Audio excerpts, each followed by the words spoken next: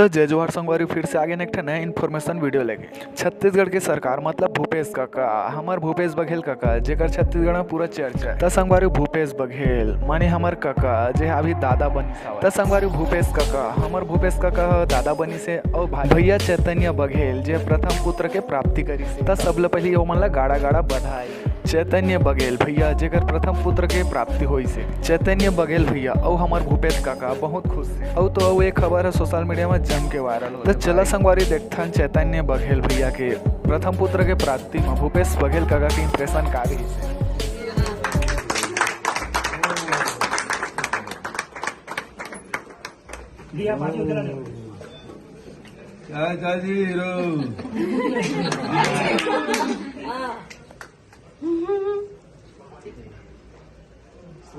दीदी आ जाओ, कैमरे दे दो उनको।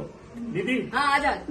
तो संगवारी उम्मीद करते हैं ये वीडियो आप मन अच्छा ही लगी। सो ऐसे ऐसे नए नए इन्फॉर्मेशन वीडियो देखे मोर चैनल सब्सक्राइब करें जिसमें आप मन जल्दी से जल्दी इन्फॉर्मेशन वीडियो देखे मौका मिले।